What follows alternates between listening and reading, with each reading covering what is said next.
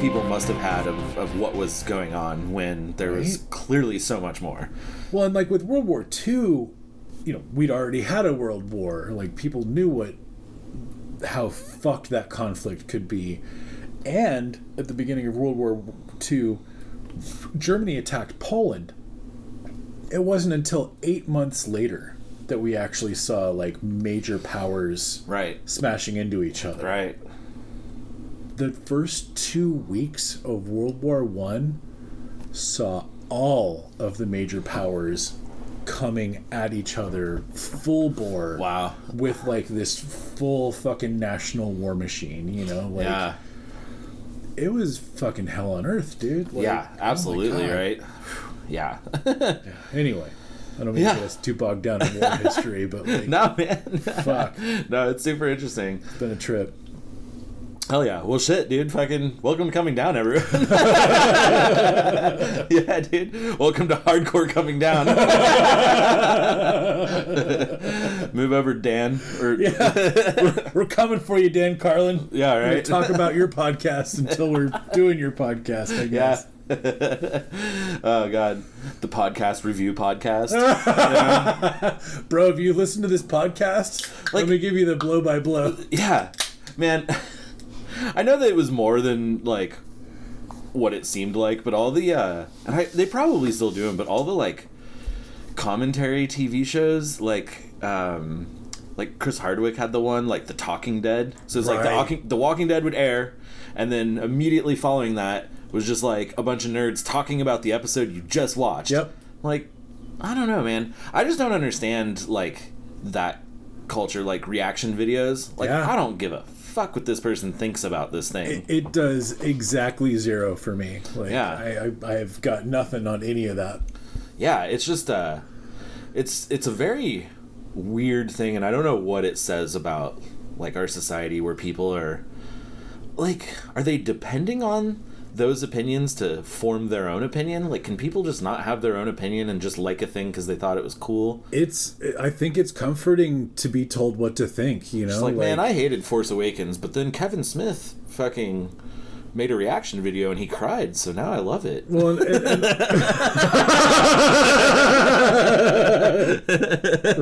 If it makes Kevin Smith cry, I like it now. Yeah, I mean, like, I feel like it has a lot to do with like influencer culture and like all this shit, you know, and like it's also got its fingers in the same pie as like unboxing videos, you know. It's like, it's all of that. It's vicarious, right? Yeah, experiences living, through other people's experiences. It's like, I don't know, unboxing I even get a little bit, but God, barely though. Yeah, it's like, I just want to open the thing. Unboxing makes sense to me if no one's seen the product and like you want to actually understand what it looks like in the wild. Mm-hmm. But when it's just like, here's all the shit I ordered from Amazon, watch me unwrap it all. Oh, like, dude, that's bananas. What? I don't. Okay. Yeah. Let's watch this rich kid open all his fucking toys. Right, because that's a lot of what it is. It's like, oh, a rich kid opens new action figure. Yeah. I mean, okay. And like, not trying to nag anybody who is into any of this stuff, because I completely understand wanting to just like interface with entertainment and fucking turn your brain off for a little while. Hey, you know, sure, like, right? No, not trying to nag anyone, but fuck if I don't understand it. At all. It's definitely something that is a little outside my understanding as well. Yeah. You know, I mean, even like going further into like watching game streamers, I'm like, I could just play the game. Homie, Jesus Christ. Yeah. Well, and like, just to dig a little further on that one, like I've had people tell me like, man, why don't you stream more? Like, you love playing games, you're entertaining. Why don't you just like broadcast that to the world? And I'm like, dude, first of all, you should watch the way that I play video games, because it is horrible. I fucking suck the joy out of everything I fucking do. Secondly, like,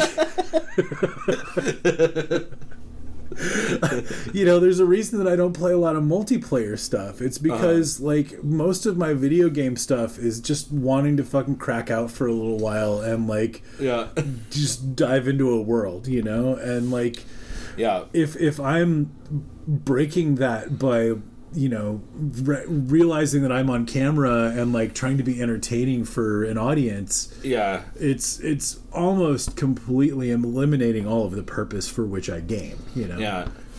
Yeah, totally. And right, it takes you totally out of it to be like trying to enjoy like just swinging around the city as Spider-Man. And you got to be like, hey, Fry Loves Leela 26, thanks for the sub. Exactly, dude. Oh my god, that was so perfect.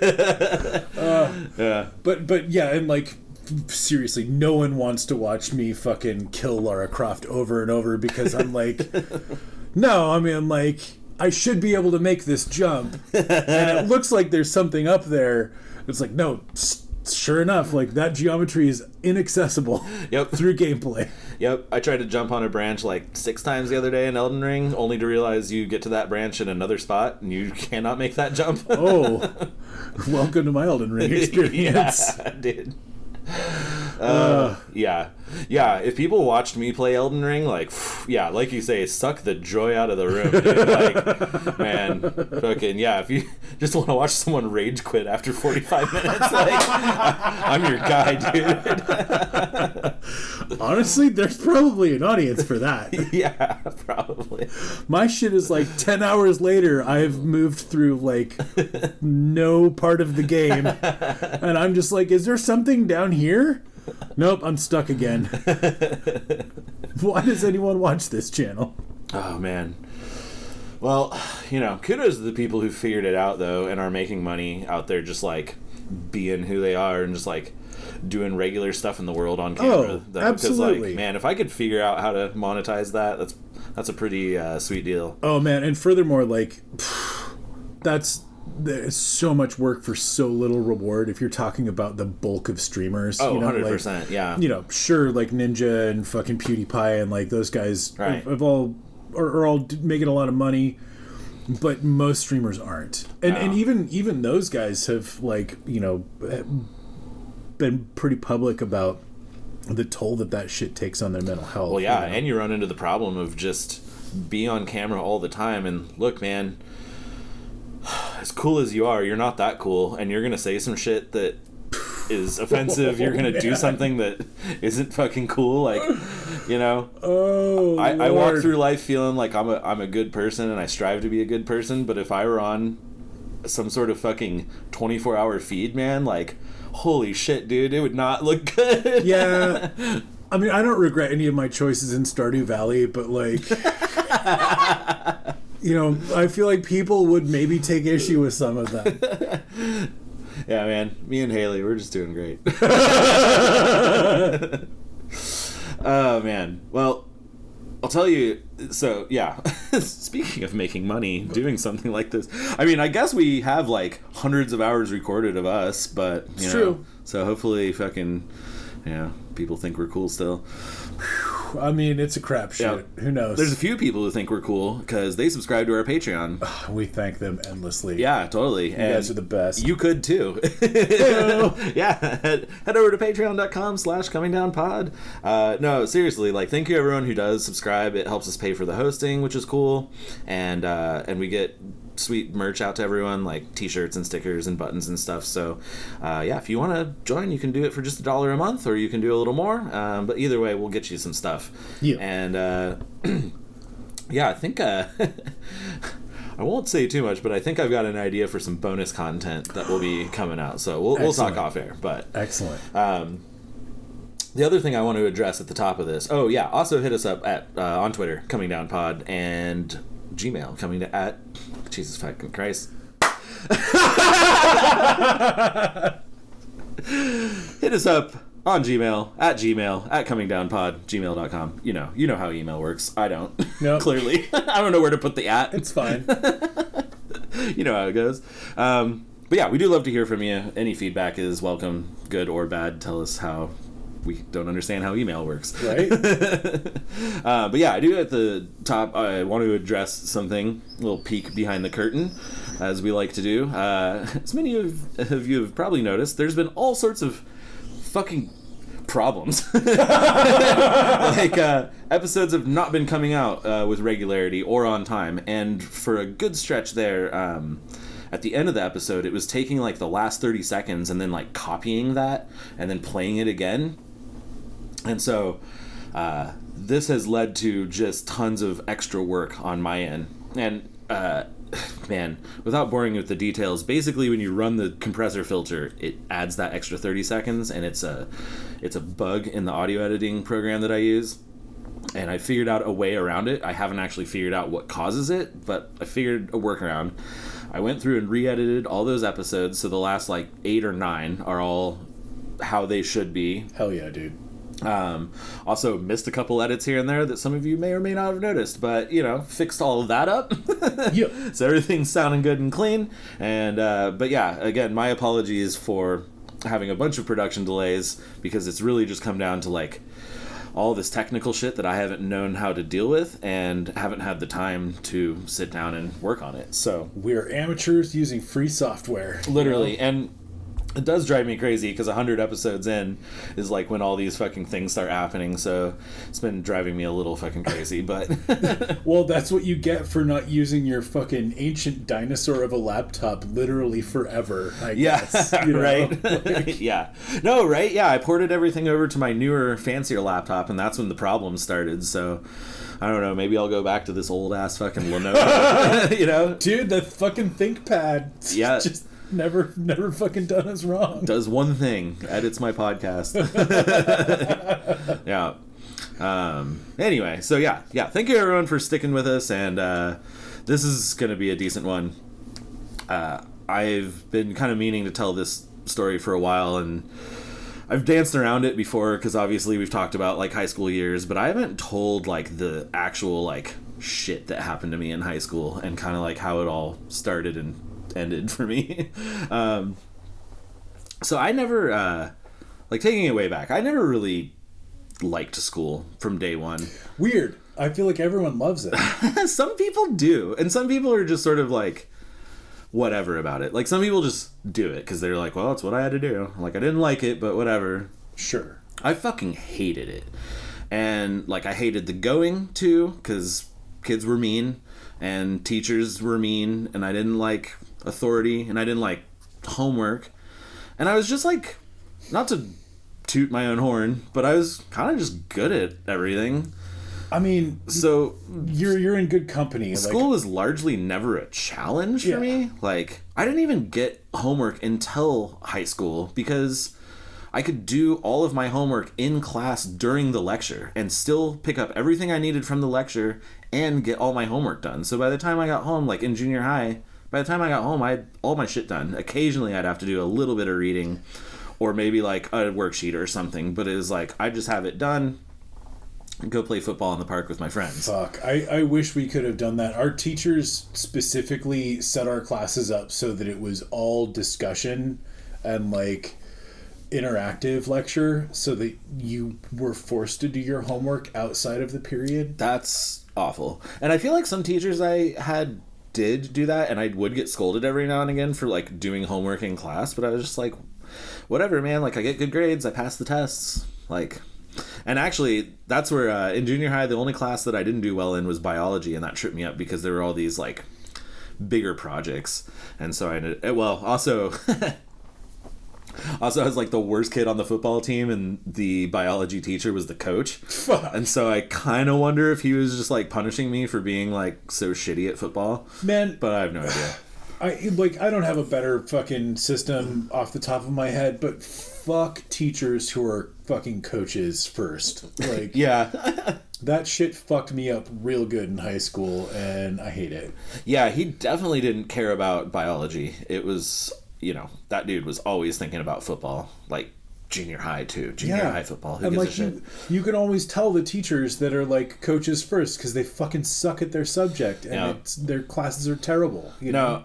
And honestly, like, I could count on one hand teachers that were truly like inspiring or like worth a shit at all. Like that I felt like, oh, this person really is like going out of their way, and I feel like I'm learning something extra, or like I'm excited to be in this class. Like I just largely fucking hated school and every single bit of it.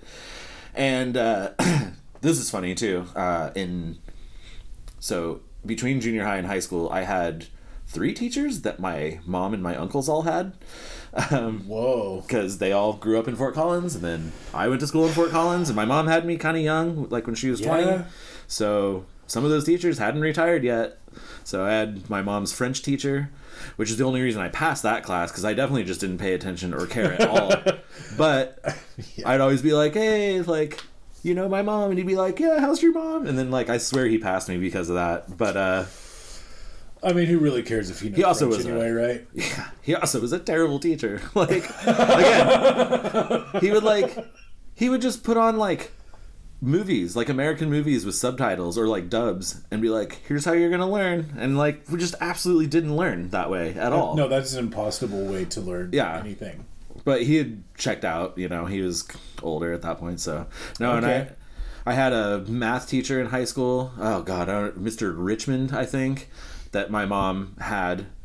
But this dude was ancient, man. And, like, he couldn't see, like, and he wouldn't even make sense. He'd go up to the blackboard and just, like, write nonsense and not teach us anything. So, and actually, that was the class.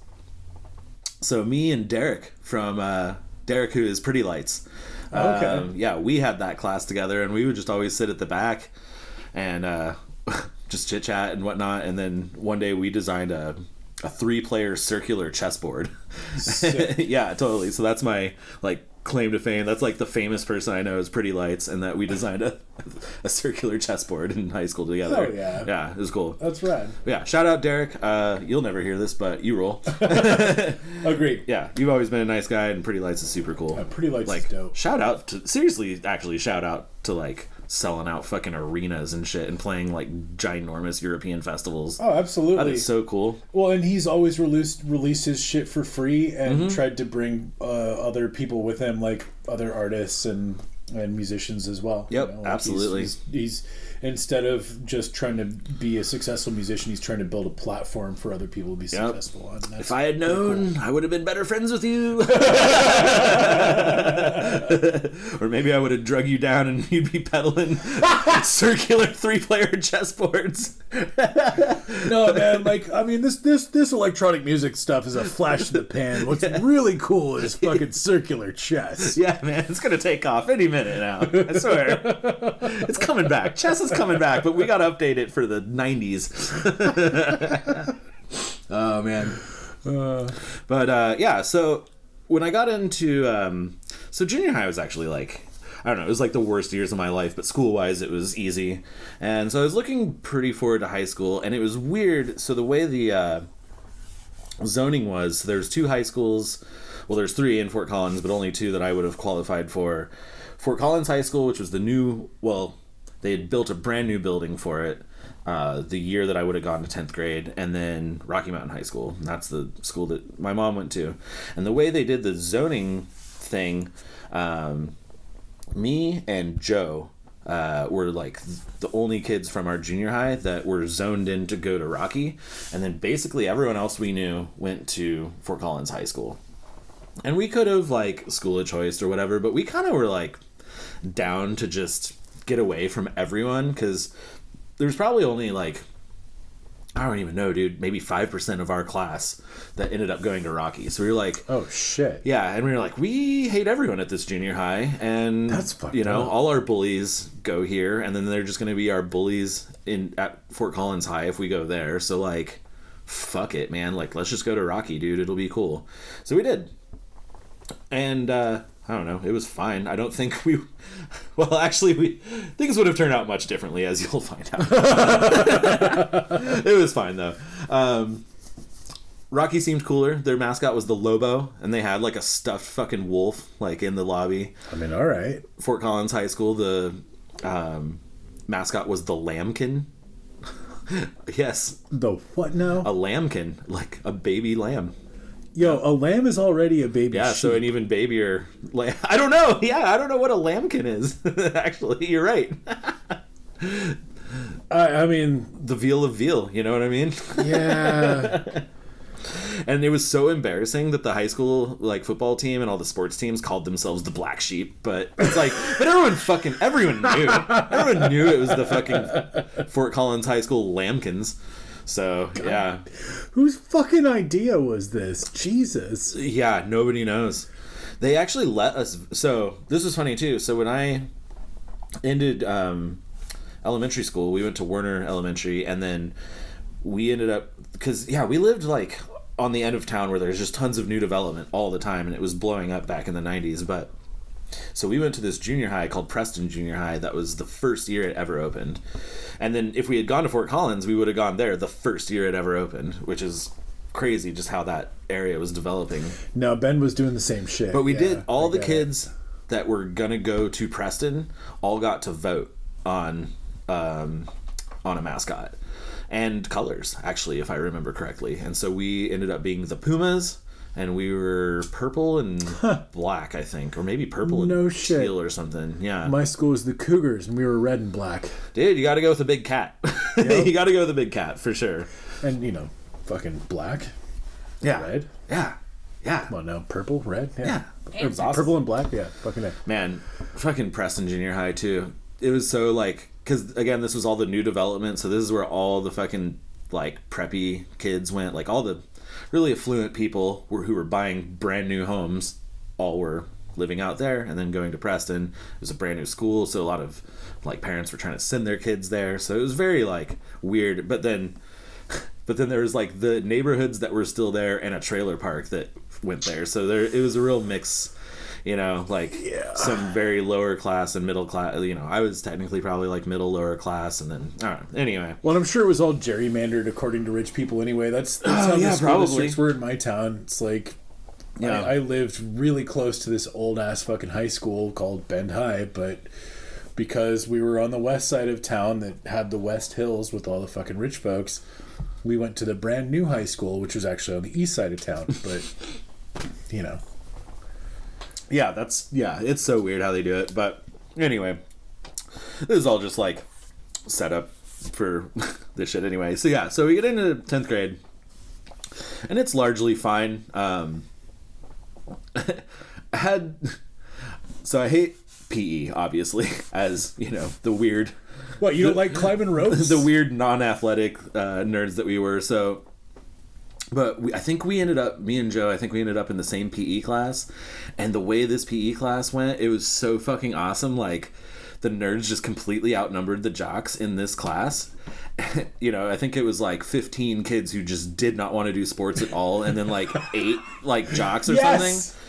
And so... that never happens. I love it. And so we fought the teacher tooth and nail on all sorts of stuff. Like, I didn't, because I didn't want to change out either. Because I was like... You get beat up in the locker room, man. That's what happens, and I'm not going to be caught with my fucking drawers down like while some jock's trying to pick on me or like stuff me in a locker. Oh, no kidding. Like, after middle school, we never had to fucking dress down or any of that shit. Oh, really? Like, yeah. They just let you wear jeans to PE? I could be wrong about this. I mean... I don't remember doing PE after my freshman year, though, so, like... Oh, yeah. See, I failed it in junior high. So that's probably why I had to take it again. You're also allowed to take other like extracurriculars. Junior high, I also had like a great fucking run. In 8th grade, for your PE credit, you could take a class called Adventure Ed, which is for kids who didn't want to do regular PE. Sick. We fucking frisbee golfed. We went on bike rides. We did yo-yos. And we did like other I think we like built rockets. Oh man, it was fucking sick, dude. That's brilliant. Yeah, so that ruled. And then I got into 9th grade PE and it was back to the regular bullshit with some jock fucking teacher who... And actually the reason I failed is because I wouldn't change out. So I'd just come to class in my jeans and he'd be like, you got to change out. And I'd be like, I'm not gonna. And he'd be like, well, I'm marking you off for I'm marking you an F for the day or 0 points for the day. And I'd be like, do what you got to do, man. But I'm not doing it. Like, I'll come out here and I'll run the drills and I'll do all the things you want me to do. But I'm not going in there and fucking pulling my pants off with all these bullies, dude. Like, no. I'm sorry you don't understand that. Fucking A. But anyway, so in high school, I went in with very much this attitude. Convinced the teacher. He was like, all right, fine. You can change before class. You don't have to wear shorts, you can wear scrubs, which awesome. That's rad. Yeah, and then I started wearing scrubs, and a few other kids all started doing it. So it was like a bunch of nerds wearing scrubs, not wanting to do any of the fucking normal course work or whatever, like basketball and whatever. So during the tennis course, he let us play wall ball, and during the basketball course, he let us play this game that we just made up called pillow polo. So they had this wrestling room that had all the wrestling mats everywhere, and then there was mats all against the wall, and we just busted out these 2 tiny little hockey goals. I don't know why they had them, and then they also had these really small, like American Gladiator style, like twin blade, jousty things, just like Q-tips basically, but big Q-tips. You had fucking foam jousting? Yeah. I don't know why they had them, but they let us go into boffers? the boffers. That's what they're called. Yeah, they let us go into the supply room and be like, figure out something to do. And so we got this softball, got the fucking boffers, got these little goals, and then some basically coach watched way too much American Gladiators, and they never did anything with those fucking sticks. Yeah, probably, dude. But yeah, and then we just played this sort of soft little lacrosse game in the wrestling room where we would just knock this ball around with these boffers into the fucking goals and shit. I was really hoping it was just Darth Maul combat, but that's cool. No, we had a whole ass game. Yeah, it was pillow polo. It was awesome. That's what we called it. Nice. But yeah, so it was cool. So high school was kind of off to a good start, No, that sounds great. I skipped fucking PE my freshman year and just made out with a girl in the green room. I mean, beautiful. Yeah. God bless you, Julie. Yeah. I mean, I wish. I did get, and so, as previously mentioned a few episodes ago, that's where I got my first, real serious girlfriend, lost my virginity in 10th grade, everything was going great. By the end of 10th grade, we had broken up, but that's neither here nor there. That's another story, but... What you gonna do? But, by and large, it was good, and we were meeting some people that we met, now I'm trying to remember, I think we didn't meet Brett and Zach until 11th grade, but maybe it was in 10th grade. So I think we did our first mushrooms in 10th. Yeah, we did. Oh, we absolutely did. So we did our first mushrooms. We started smoking a little more weed. Rocky was super cool because they didn't have a closed campus. So you could, if you had an off hour, you could leave campus. And during, before and after school and during lunch, you could leave campus. And there were some spots, some restaurants and a gas station and a park. So there's a number of places that we could just get off campus, hang out during our lunch hour, smoke cigarettes, smoke weed, and do that whole thing. I didn't even really smoke cigarettes. I smoked cloves. Bro, I mean, yeah. Come on. Yep. All the cool guys smoke cloves. Yeah, definitely. Yeah, and so we'd fucking run off, smoke cloves, and that's absolutely what we did. Because again, there still was a little bit of bully pressure and stuff in 10th grade. So it was just let's just, any chance we got, we were let's just get the fuck out of here. Yep. Let's not be in this building. But I did start, I don't know, that was kind of the beginning of the end, doing drugs. It was almost a little too fucking cliche. It's I started doing drugs and having sex, and next thing I know, I'm fucking not wanting to go to school. Fucking... Tale as old as time, right? It's a cliche for a reason, though. Yeah, totally. Because fuck school, man. Yeah, but I wanted to be, different than that. Because I wanted to, because I always got good grades, except for failing PE. So I was I'll be the fucking stoner kid who gets good grades, and I'm, good at this shit, and I'll kind of prove everyone wrong. And I thought that would be, That's what I did, too. My angle, you know? Yeah, no, totally. It sounds like you were that sort of kid. And... Man, as you'll find out, things could have worked out for me, but they didn't. Hey, buddy. Here we both are. Yeah, right? Yeah, but and then here we are. So yeah, it's all good. And honestly, no need to bury the lead. I drop out of high school at some point during this, but fuck, like it even mattered. I don't really ever regret that decision. Yeah, fuck it, dude. At the time, it felt very weird though, because there's so much pressure on And graduating, and it's just you'll never get a job. Colleges won't even accept you and shit. It's homie, I barely graduated. My parents kicked me out my senior year, and I still managed to go to school enough. Yeah, but just barely. It was half of it was Sean fucking dragging me to school. And like I said, you know, if my fucking American government teacher hadn't given me a paper to write on legalizing marijuana, I mean, he didn't tell me that it's what I had to do it on, but it had to be a current topic. You know, and medical was definitely a thing at the time. Yeah, in the courts. So anyway, not to fucking distract too much from your story. But oh no. Like, yes, I barely fucking graduated high school, and like, yeah. You know, if left to my own devices, I probably would have dropped out. Almost definitely would have dropped out my senior year. So, yeah.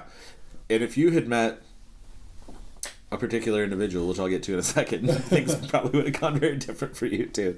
No, like, yeah, we had a lot of the same trajectory. And actually, and you talked about this, and you can talk about it more here. This isn't just my story. We can talk about high school at large. But one of the things I decided to do in 10th grade was I signed up to be a peer counselor in 11th grade. And right, we've compared notes on this too. Yeah, we have, right? And yeah, because what they call you guys, happy helpers or something like that. Natural helpers. Yeah, dude. So hokey. Yeah, so we were peer counselors, but I thought that would be cool, and I was pretty like. In high school, I started getting my bearings a little more. I wasn't just this like shitty, awkward kid who didn't know who he was and was just trying to like emulate other people. I started kind of like carving out my own like style, my own shit a little bit. So I started getting along with people like from different groups, you know, even some of the jocks thought I was cool and stuff. Sure. But, so I was like, cool. Like, it's really helpful, especially once you start selling drugs. Yeah, dude, totally. Man, I did not really sell drugs at high school. A little bit. Yeah, as you all know, I did towards the end there. But I really didn't do it at school. Like, I just kind of sold everyone I knew, like, on the weekends. Tell you what, the lunchtime drug trade is a fucking brisk business. Well, so, yeah, and so our school was fucking intense, too, with security, and that's part of why I didn't bring drugs into the school. Well, right, we ended up getting open campus, like, sophomore or junior year, so, like, by senior year, it was just like, fucking, what do you need? I'm going, you know? Yeah, totally. I mean, and that did make it easy because, yeah, we would bring weed with us so that we could go smoke it during the lunch hour and stuff, but it was always very, like, keep this shit locked up, because there were always rumors, and I don't know how often it happened, but there were always rumors of, like, drug dogs sweeping the school every now and again, so that was always nerve-wracking as shit. So, wait, you guys actually had lockers? We did, and I never used it. I didn't even open it once. I think I we just had carried lockers every single my thing I had. Freshman year, maybe my sophomore year, we were sharing lockers, but like... Oh, I think we were sharing lockers in high school, but I never used mine. Like, we definitely, by senior year, it was just like, man, fuck these lockers, you guys. If you actually need one, you can come to the office and we will assign you one, but like... no more fucking lockers. Yeah. And because of that, the teachers essentially had to let us leave our books in their room. Oh, right. Because you can't make kids drag books around just all day. Haul books everywhere, yeah. And so it was like this whole thing where like all of the classrooms had to have storage for textbooks or whatever. And like some teachers were just like, you know what, fuck it. You guys don't get textbooks. I'm going to fucking photocopy literally everything that you need. Oh, man. See, when you went to high school, what kind of class period setup did you have? Oh, so that's the other crazy thing about my high school is I want to say starting sophomore year, might have been junior, but I want to say it was starting sophomore year. We moved from the 8-period schedule to the 4 blocks. Yeah, schedule. we did the block. That's why the locker didn't matter because, you know, I just had... you know, algebra on like Monday, Wednesday, Friday. So then I just had to pack those books and just haul them around with me all day. And then I could leave them at home on Tuesday, Wednesday, and then just bring the biology book and the chemistry book or whatever on Tuesday, Wednesday, or Tuesday, Thursday, or whatever it was. So you guys had broken up blocks. What we had was you would get 2 semesters worth of class out of 1 class because we would just have 4 classes per semester. Yeah. And so you would just like, since it was an hour and a half every day. You still get the class for the half a year, but you'd do like 2-hour classes and then it'd be like alternating days or whatever. It was weird. We wouldn't alternate days, and that's what I'm saying is like it was like still broken up in quarters. but like you would get the whole fucking semester in one. That's such a quarter way to do it, I think, because then you don't burn out as fast. Absolutely, you don't get sick of this subject or whatever. Well, and fuck, man, like how many topics can you really break down in 45 minutes? You know, like, and can you just break up in discrete chunks like that? Like, right. It was so much better to have an hour and a half where you could be like, all right, so for the first 45 minutes, we're gonna fucking just do discussion and lecture, and then for the second half we're going to break into groups and we're going to have a project, you know. And like for the kids who just wanted to fucking listen, the first half was great, and for the kids who needed hands-on, the second half was great. There you go. Yeah, totally. Like, I'm not saying it was perfect, because they eventually, I'm pretty sure, moved away from that, but like for some things it was great. Yeah. You know? Yeah. So I had gamed the system a little bit in my 10th grade year. So juniors and seniors were allowed an off period. And with the block system, that gave you like a whole hour and a half. Right. So you could come in late, you could leave early, or you could get like a long lunch. Same. Senior year, I had C block off, and it was fucking killer because it was right after lunch. Sophomores were not allowed to do this. But when I got my schedule, I dropped a class, and they told me I had to, pick a new class, and I just never did, and they never followed up with me, so I just got an off period. Sick. So that was awesome. Definitely did not help me like want to go to school, and I think I took that off period. So I think I had a first period, and then got the off period, so I just had like a long ass lunch, so I could just go out and chill in the park and get stoned for like a good while, and then come back and do like my last 2 classes for the day or whatever. Oh yeah, but that definitely meant like I'd take an even longer lunch and not make it back for like my last class of the day or whatever. Yep. So I did have one teacher, so things were definitely the wheels were falling off a little bit already in 10th grade, because like, man, I just hated it, and I was just getting into like other shit, just didn't want to do school at all. But I did have a really cool teacher, my American lit teacher, and he sat me down one day and was like, yeah, so you've been missing a lot of my classes, and I'm like, yep, I sure have. Wouldn't say I've been missing them, But no, he was cool. He was one of those cool teachers who was like, some kid, he definitely rubbed a lot of kids wrong, because he was like loud and boisterous and would stand on his desk, and it was just kind of one of those, and would kind of like razz kids a little bit for whatnot. But he pulled me aside one day and was like, man, I won't even make you do work. Just come to my class. If you show up every day for the rest of the term, I'll give you a passing grade. You don't even got to do anything, because I know that you're smart, and I know that you can take in this information. So if you're just here, then I know you learned it. And I was like, deal, dude. Jesus Christ, if literally any teacher had fucking talked to me about that. Yeah, I mean, he kept me in school in 10th grade, because I was already starting to weigh my options of dropping out. It's like, it's going to be an uncomfortable conversation with the parents, but, like... Exactly. I mean, eventually it just becomes too much of a pain in the ass, and then it's like, why am I even here, So 10th grade, so I made it through 10th grade, had a good old summer. That was, and I think I have talked about that summer on this podcast, where, man, Joe and I and some other friends, like, because I think Joe got his license at the end of 10th grade, and then that following summer, like, man, that's when we did lots of acid. Lots and lots of acid, like, and some mushrooms and various other things. Because I worked a job too, and so I had all my own drug money, and my parents were pretty down to just let me kind of do whatever, because I was like holding down a job, and I had signed up for this peer counselor thing, so everything was like looking good. I looked like a good kid. Sure. And so they were like, go have fun with your friends, like, whatever.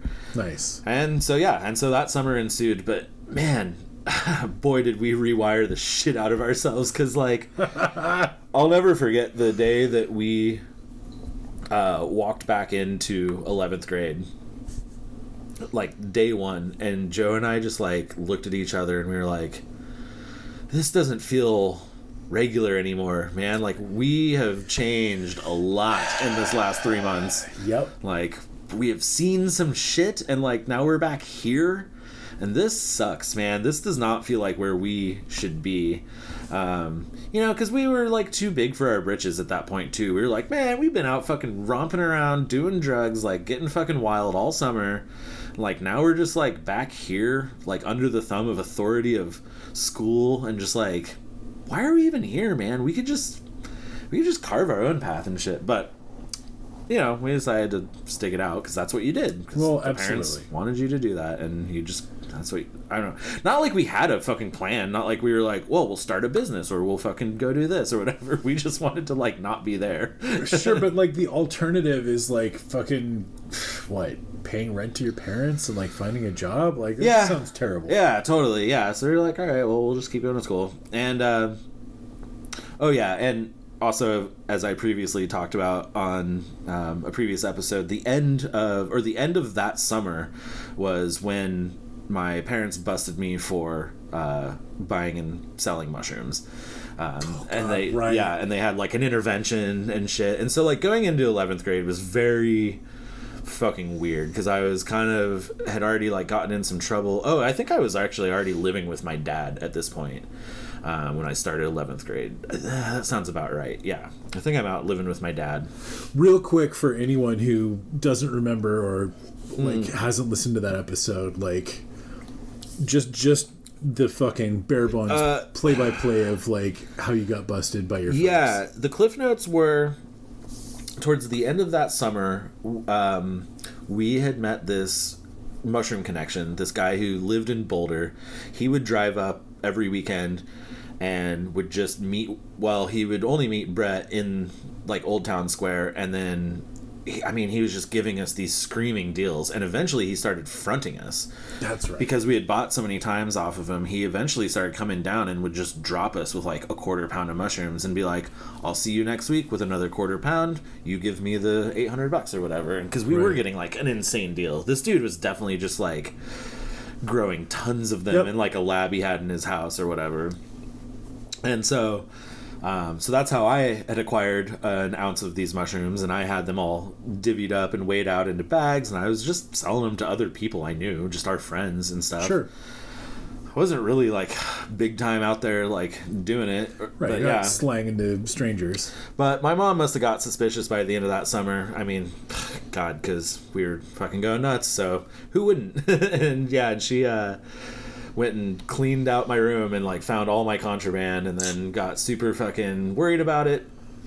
Called my grandparents, called my dad, had an intervention, basically put me under full lockdown, and was like, because that's right, because that happened at like the weekend before school started, and then she was like, you don't get to like ride in with Joe anymore, like I'm taking you to and picking you up from school, like you have no freedom anymore, like you're fucking perma-grounded. And I was like, I'm fucking 15, 16, like you can't ground me, like. And then that whole thing kind of blew up, and then she was like, well, the other alternative is you can go live with your dad. And I was like, I guess that's better, even though it wasn't. Yeah, it absolutely wasn't. No kidding.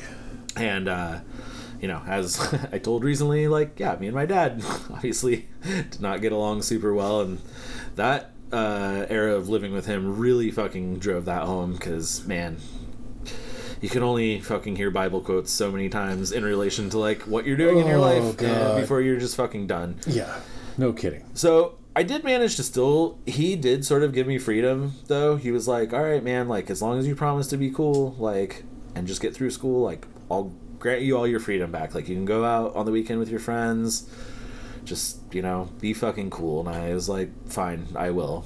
And again, I had this peer counselor thing that I had done. Oh, and I went to like a retreat that summer. It was like a week-long retreat to get prepped for the peer counselor thing. So I did come back in sort of with this thing of like, no, I'll still be the cool fucking stoner acid head who like does the school thing and gets good grades, and like maybe people will just leave me the fuck alone as long as I'm getting good grades and like doing these extracurriculars, and like maybe people won't pay attention to the fact that I'm out there like doing acid on the weekends, Fair enough. That was kind of my plan. Like that'll just keep people off my back a little bit. I mean that was kind of my goal senior year. And it did and it didn't. So the peer counselor group was a bunch of very fucking square kids, like, man, just very fucking nice, churchy kids who had never even done anything. Yeah. And they all just like tokenized the shit out of me because I was like the weirdo, right? And so I remember this. Yeah. it was always this thing, you know. And peer counseling was bullshit, by the way. Also, I signed up because I thought that I would get a period where, you know, kids could come talk to me, and I'd be like, hey man, like this is, you know, let's hash it out. Let's hash out problems, dude. Like, I'm here for that. Like, I'm down to just talk with you and, like, make your life better. Because my mom was also, at this point, she was still working on her psychology degree because she wanted to be a therapist, so I thought it would be cool. It's yeah, I know how to fucking do some of this shit. And I had been through therapy a number of times, so... but, like, it wasn't that. Like, I never got that opportunity. And basically, we would hold class and we'd talk about, like, current events. And then they'd be like, let's see what Nate has to say about this. Because, you know, like, Nate's got to have a different opinion on this. And it's like, damn it. I remember this now. Yeah. Like, fuck that, dude. Yeah. And so I got really, like, disillusioned with that. Also, like, I did have one really cool art class. Dude, shout out Mr. Takahashi. He was so cool. He was just like, you do whatever you want to do, and he was very there for you. But then I also, this sucks too. So in 9th grade, I took a photo class. And it was an advanced photo class, and they let me take the advanced one in 9th grade because my dad was a photographer. He had his own darkroom. Right. And hell yeah. I mean, I was already a published photographer in the National Archive. Like, I really knew my way around that world. And I had a really fucking nice camera. And so I got in to or I signed up for photo, and they wouldn't let me jump ahead to the advanced photo class. So they basically sent me further back than even the 9th grade class that I took. But I was like, how on earth? Ridiculous. Yeah, but they're like, well, it's a prereq, you know, like, you got to take this. But I was like, how does my 9th grade one not count? And they're like, it doesn't. Fuck those guys. Yeah, I mean, it was such bullshit. And so I end up in this just fucking basic ass photo class with this guy, Mr. Dukart. And this guy is like just out of college. I mean, he's like 23 when I have him. Oh my God.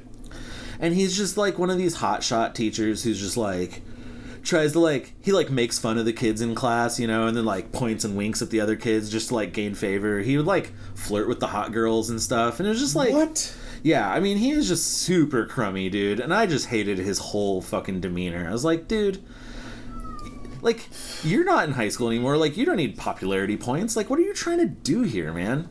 And oh my God. Yeah, and so disgusting. And things just like got worse and worse in that class. At one point. So when we finally did start getting into it, because we did like the basic shit where they were like, put some objects on photo paper, you know, to like make these little like collages. I'm like, yo. No. Yeah, I know how to do that. Done that so many times. Like, you know, I've got like a collection of pinhole cameras that I've made. Like, can we fucking at least do that? You know? And so we finally get into the meat of that class, and so we have to shoot this reel, and oh God, what was the project? Oh yeah, we had to shoot eggs. You know, we just had to take all of these pictures of eggs in however you wanted to dress them up or set them up. And so I shot this reel, and I had some great fucking pictures. I actually still have that reel. If I find it, I'll see if I can get them uploaded onto the show notes. But so I shot the whole reel, and then I come walking into class, and I've got my own paper that I brought, because at the beginning of class you also had to like buy all the materials, right? And I didn't. I was like, I've got my own paper and my own fucking film and everything. But he wanted, this is gonna get super nerdy, but he wanted everyone to shoot on Kodak film and then use Ilford paper, and then also just use standard chemical. So at this point, I knew that if you're gonna shoot on Ilford paper, it's better to use Ilford chemicals instead of the just standard like Stop Bath 76 or whatever the fuck it was called. Okay. And I knew this, and so I brought in my own. I shot on Kodak and then brought in my own Kodak matte paper, because he was also grading on scratches on the print. I was like, well, I'll just fucking print on matte, and then you don't get scratches. Like, instead of the fucking the emulsion like coating or whatever. It's like, fuck it, dude, I'll just shoot on matte. And so I go in and start like working on my shit, and he was like, whoa, what are you doing? And I was like, what do you mean, man? Like, I'm using my darkroom time. And he was like, you're not using the required materials. And I was like, that's fine though, like it shouldn't matter, right? Like all I gotta do is present photos to you, right? And he was like, well, he's all incensed. He's like, no, like how are you gonna know all the like times to use for the chemicals, because you're using different paper than like like all the curriculum that I set out and all the like guides that I put out, like all your times are going to be off. And I like bust out this 3-ring binder and I was like, oh, I got all the conversion charts right here. Yeah, you did. Yeah, well, because my dad's a fucking photographer and has his I even was like, I could be doing this at home. I have my own darkroom, but part of the class was you had to fucking use school darkroom time too. So I was like, you know what, strangle this fucking teacher. I was like, yeah, and I even like kind of bucked him on that, and I was like, I could just do this whole thing at home. And he's like, no, you gotta like, and I think the idea was like, you gotta do it like all the other kids do, but and like okay, fine, you know, like, and it's like, but we're not in a competition. I'm not trying to have an advantage over anyone. It's just like I just have this, so like I could do it, you know. No. For where I'm coming from is like you shouldn't even be in this class in the first place. Well, 100%, right? Like, and I made that fucking abundantly you've clear. You've already tried to challenge this course, and they've just straight up told you can't. Yeah. Yeah, I mean, they're doing fucking beginner shit, dude. And I'm like, this is so You're beyond. like, I have a darkroom at home, you pieces of shit. And this is even already beyond the advanced class that I took in 9th grade. Or, like, this is under the already advanced class that I took. So I was like, I should actually be in, like, photo 3. But, like... No. Fine, you know. I have a huge chip on my shoulder for anyone who won't let you fucking challenge a curriculum. Oh, like, man. If you have the knowledge, you should be able to just fucking pass it. Oh, it completely bent me out of shape, dude. And, like, even to the point where... Yeah, because that particular project... Because he was like... Yeah, because he got all in my face about it. Because, yeah, I bust out my conversion charts. I'm like, no, dude, like, I got it under control, man. Like, I'd rather just shoot Kodak... Because I even was like, why are you mispairing stuff? Like, why are you going to print on... Oh, you called him out? Well, yeah, I was like, why would you print on Ilford and shoot on Kodak? This. I was like, Ilford makes all their own line to be compatible with each other. So shoot on Ilford, print on Ilford, use Ilford chemicals.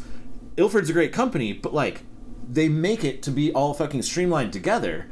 Like, if you're going to mix and match, dude, then, like, I'll just fucking pick what I want to pick. And he did not like that. Clearly the problem was that I was fucking smarter than him, or knew at least as much as him, and was giving him the fucking business, dude. And he, again, he thought he was this hotshot teacher and just wanted to be cool instead of fucking educate anyone. Did he have any kind of reasoning for why he wanted to mismatch the processes? Like, I couldn't get him. I could not get him. Teach you some type of like way to. I couldn't get him to give me a good reason, and I think that probably bummed him out because he realized that like he was doing it wrong, and so what a dumb fuck. Yeah, and so he was like,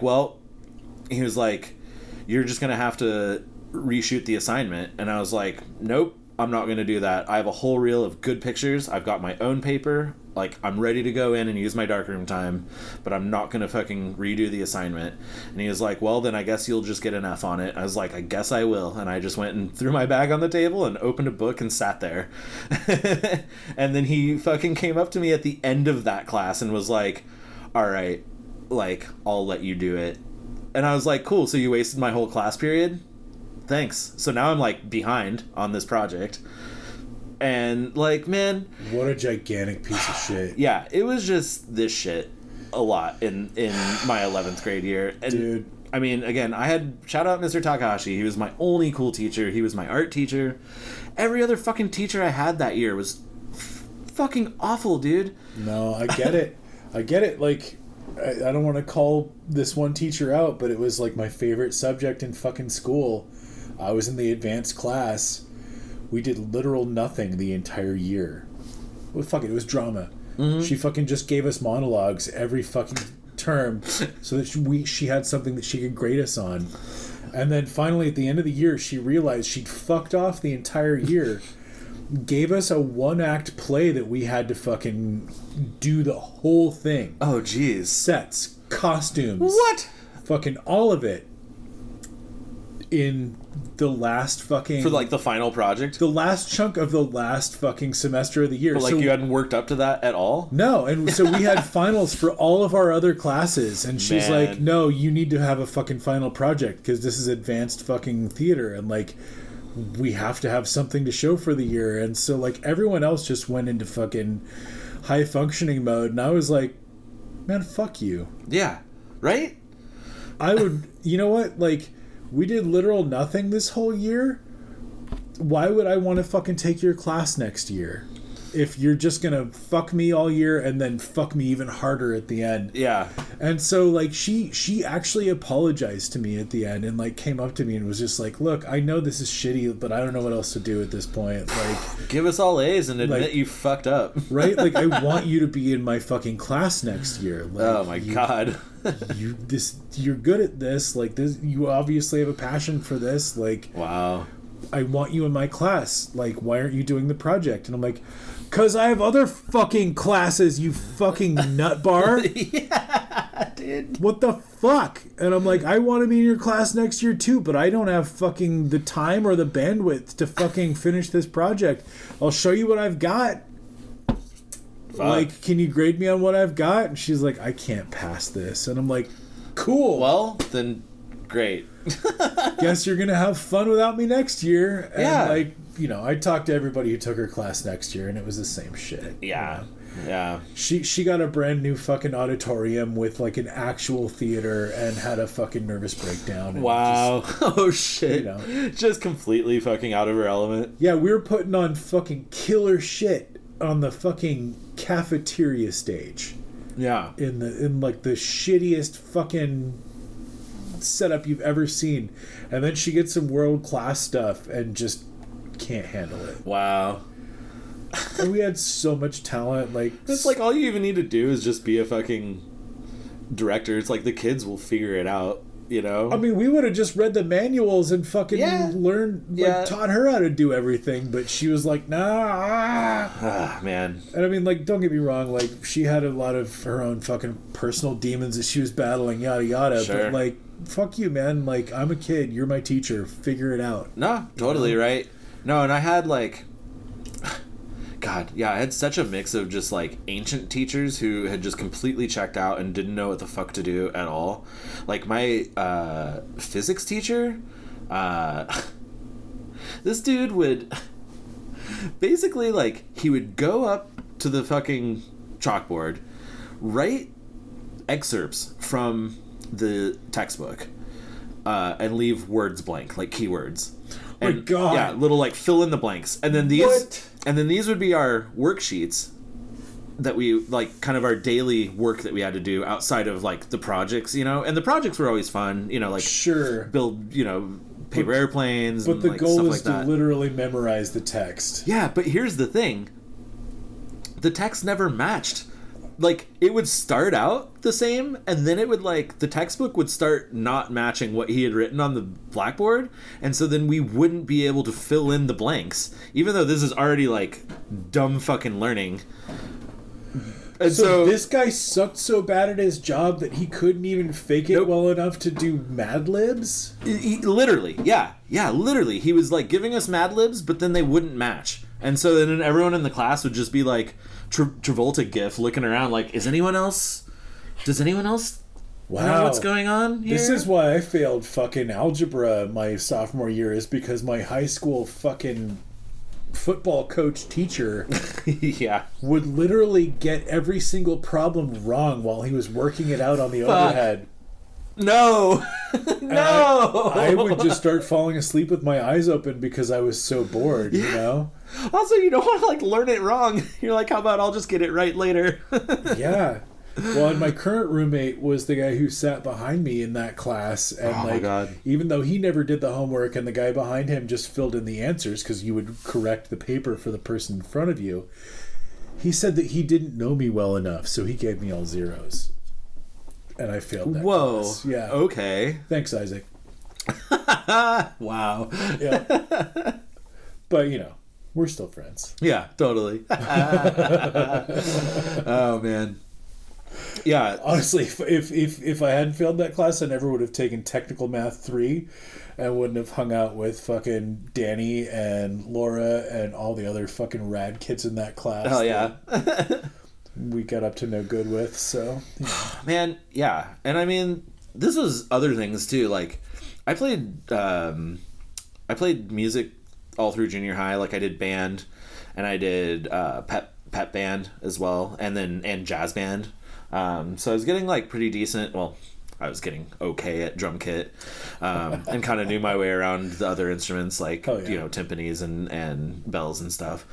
But if you were going to do high school band, you had to be in the marching band, which is why I didn't do high school band, because I was like, no, I just want to play music and do like performances and stuff. This is why I got into choir. But like, I do not want to fucking do marching band. That sounds terrible. Yeah, fuck marching band. Yeah, so ultimately, like, they quashed my, musical education journey, because like, fuck marching band, dude, and you shouldn't be made to do it if you don't want to do it. I ain't trying to march. Yeah, man. But I will sing some fucking Lion King, and that's, sure, that's man. what we did in choir. Yeah, and I want to play fucking timpanis to Jurassic Park, but like, I ain't trying to fucking be out there marching in the snow. No, dude. So anyway, that like quashed that, because I would have stuck with music, from an education standpoint, but and they won't let you let you into jazz band. Like, you have to march a bunch before you can do jazz. Exactly.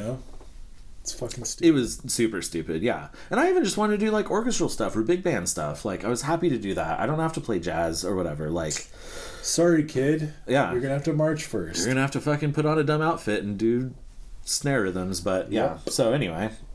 So bailed on that. So like, yeah, the disillusionment just keeps continuing throughout high school, because I'm just having like bad teacher after bad teacher. Got this photo fucking guy being like a total piece of shit.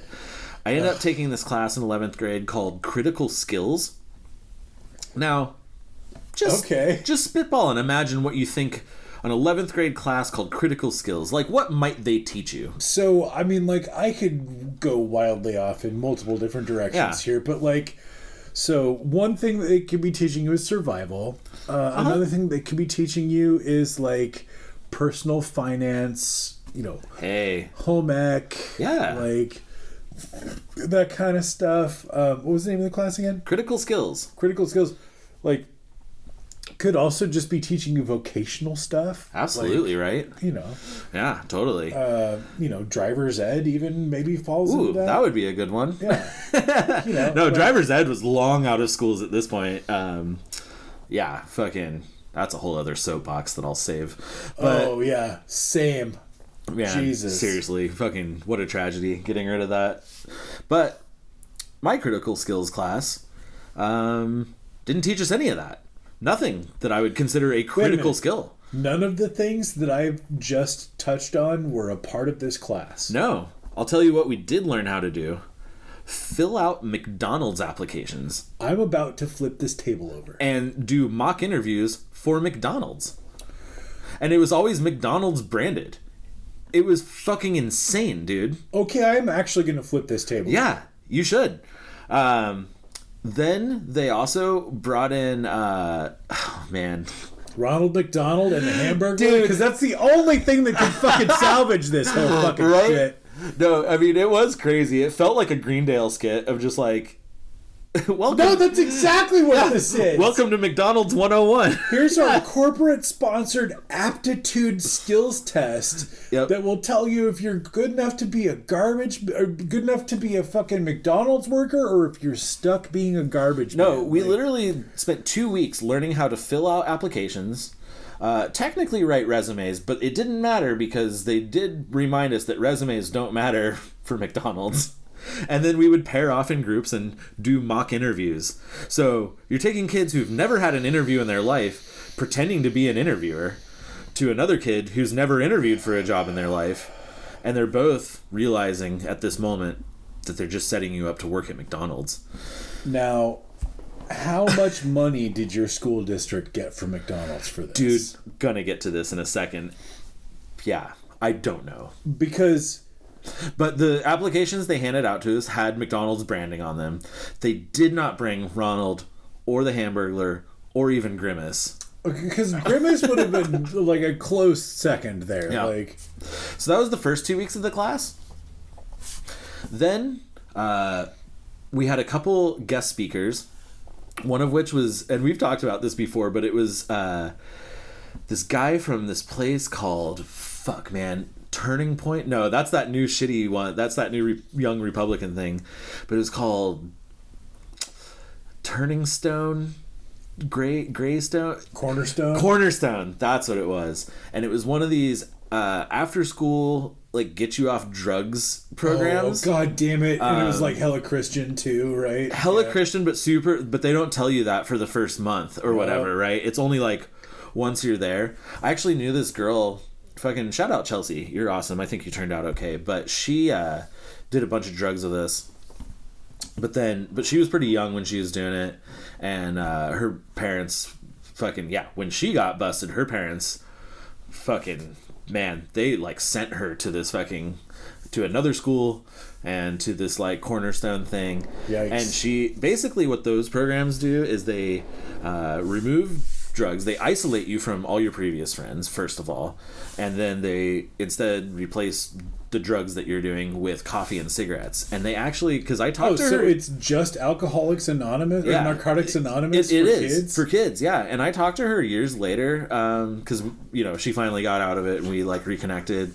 Yeah, and she was like, oh yeah, they like encouraged me to smoke. She was like, I didn't smoke, fucked and they were trying to like get me to smoke.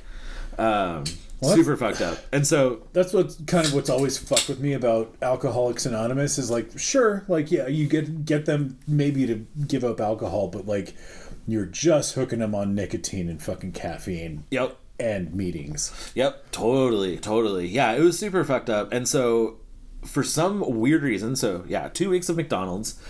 1 week, they brought in all these guest speakers from places like Cornerstone, and these guys who like, they're like, I'm gonna ask your teacher to leave, and then they'd flip the chair around backwards and start saying fuck a bunch, and everyone's like, whoa, God, I love this fucking dude, and like the Colorado fucking. Like, I mean, literally, that scene's like in a South Park episode, but like exactly. I lived it in real life, just so fucking stereotypical. Also, my teacher for this class, his name was Mr. Model Mog. He'll come up again. God.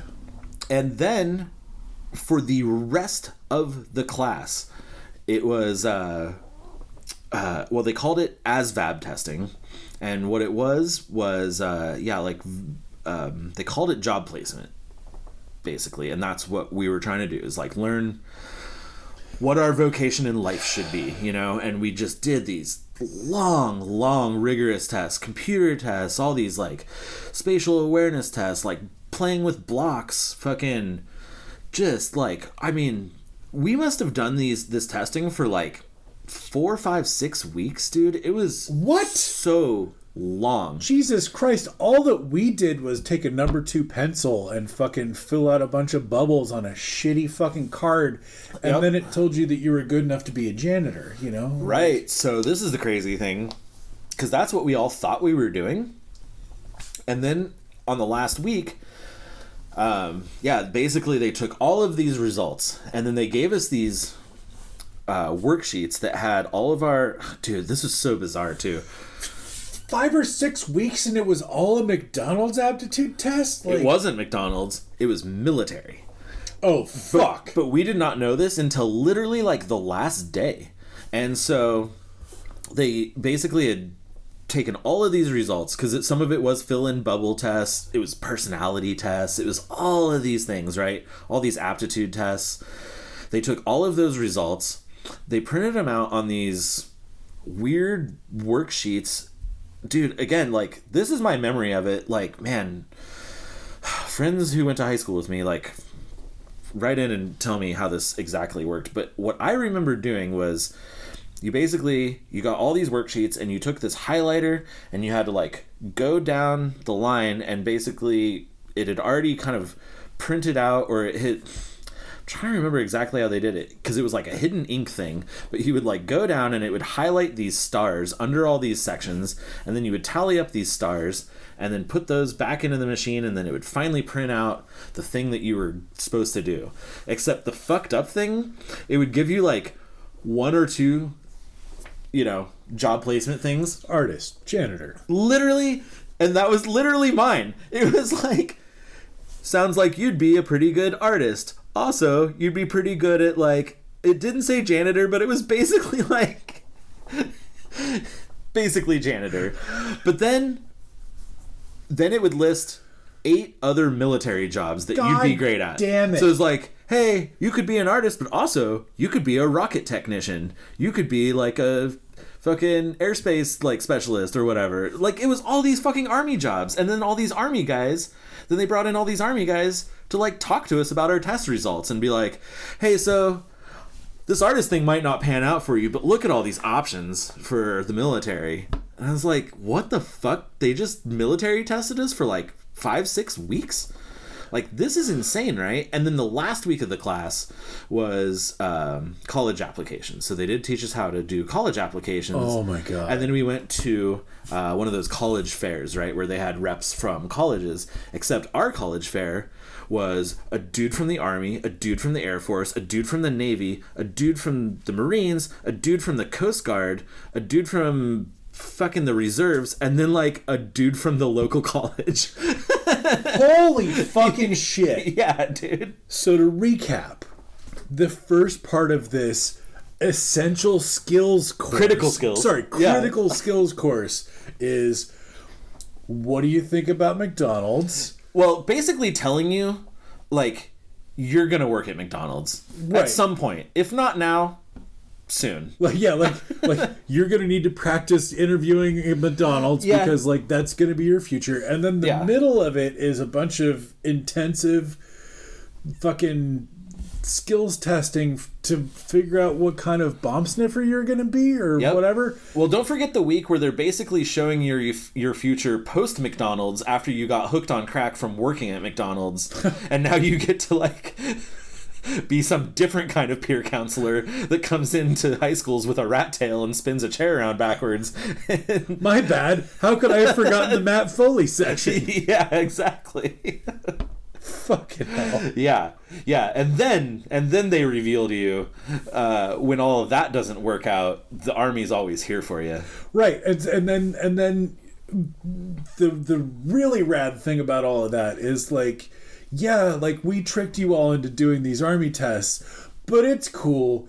We're going to have a fucking college fair at the end, which is just the military and the community college. I mean, literally, yeah. I think they had like a guy from CSU and then a guy from like CU and then 4 or 5 different military booths for each branch. And I was like, what the fuck? So it sounds to me like the Colorado public school system essentially sold one of your fucking high school classes to the highest bidders. They're like, well, we've got this course on economics and real life that we could just teach kids about balancing their checkbooks and like how to get a loan, how to buy a house, how to buy a car. Exactly. Yeah. But instead, why don't we sell this time to McDonald's and the Air Force and etc.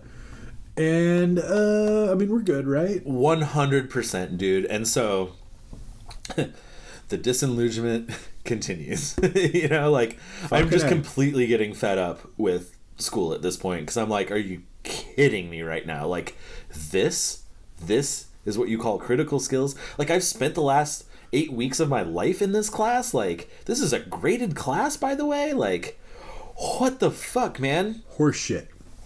Absolute fucking horseshit. So